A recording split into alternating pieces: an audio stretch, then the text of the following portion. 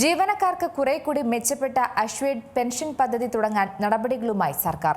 ജീവനക്കാരുടെ പങ്കാളിത്തം കൂടി ഉറപ്പാക്കുന്നതായിരിക്കും പദ്ധതി നടപ്പാക്കുക.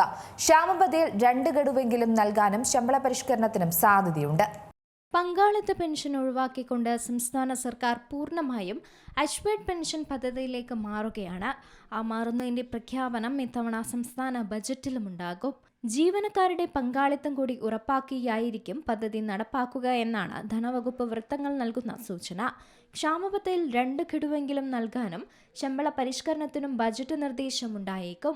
പങ്കാളിത്ത പെൻഷൻ വേണ്ടെന്ന് സർക്കാർ ജീവനക്കാരുടെ സംഘടനകൾ കക്ഷിഭേദമില്ലാതെ സമരത്തിലായതോടെയാണ് 2023 ബജറ്റിൽ സർക്കാർ പിന്മാറ്റ പ്രഖ്യാപനം നടത്തിയത്. 2026 ആയിട്ടും പക്ഷേ അത് പ്രഖ്യാപനത്തിലൊതുങ്ങി.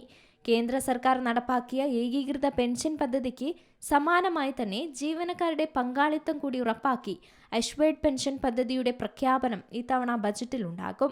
എന്നാൽ തമിഴ്നാട് നടപ്പാക്കിയതുപോലെ അവസാന ശമ്പളത്തിന്റെ പാതി പെൻഷൻ ഉറപ്പാക്കുന്ന രീതിയായിരിക്കില്ല കേരളത്തിലുണ്ടാവുക.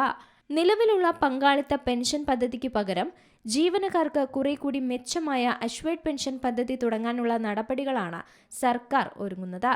പങ്കാളിത്ത പദ്ധതിയിൽ പെൻഷൻ ഉറപ്പില്ലായിരുന്നു.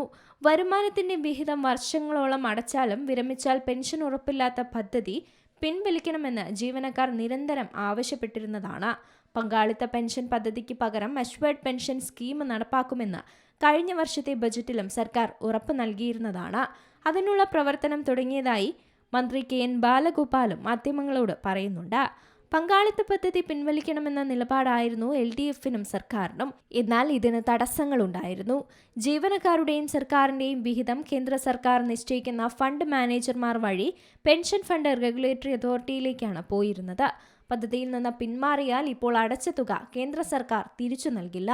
കേരളത്തിൽ 5.5 ലക്ഷം ജീവനക്കാരിൽ 2.40 ലക്ഷമാണ് പങ്കാളിത്ത പെൻഷൻ പദ്ധതിയിലുള്ളത്. News desk C Malayalam news.